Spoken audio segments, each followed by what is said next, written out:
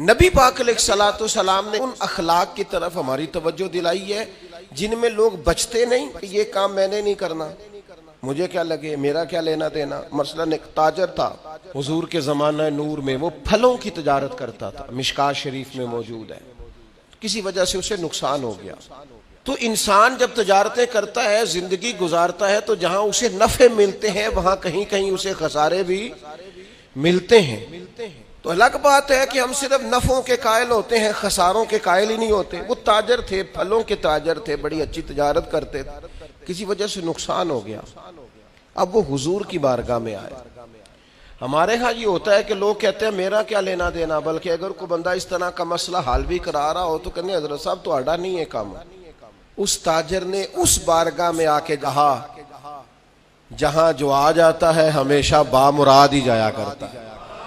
یا رسول اللہ صلی اللہ تعالی علیہ وسلم، میں پریشان ہو گیا ہوں، اور پہلے جب آدمی مالدار ہوتا ہے تو دائیں بائیں رش بھی ہوتا ہے، اور جب اس طرح کے حالات ہو جائیں تو وہ جو بڑے قریبی ہوتے ہیں وہ بھی کئی دفعہ ساتھ چھوڑ جاتے ہیں۔ ساری عمر ہی آٹا گد ہے تے لکھاں کیتے پیڑے، اب وقت آیا ہی تے محمد بخشا کوئی نہیں ہو بیٹھا نیڑے، لوگ نکل جاتے ہیں، کمزور پڑ گیا بندہ بیچارہ۔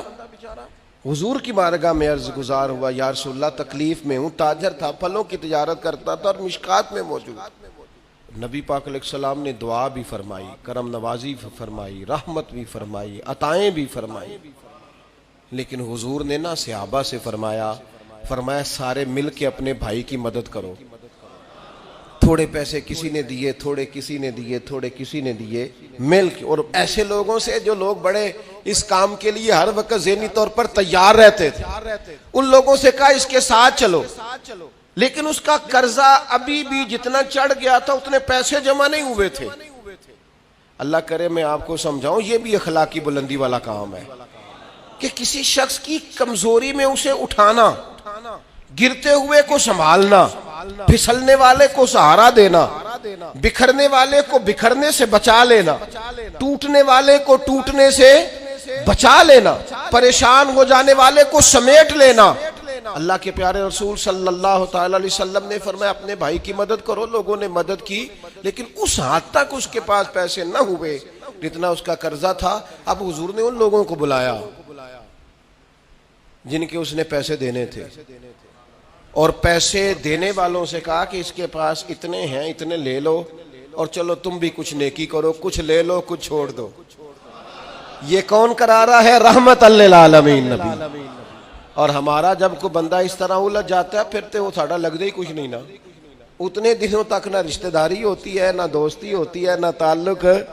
وہ تیری آنکھ ہو یا سنگ ملامت کی چبھن، کون پہنچا ہے میرے درد کی گہرائی تک، دور شہرت میں تو یاروں نے کیا یاد بہت، پر ساتھ آیا نہ کوئی کوچے رسوائی تک۔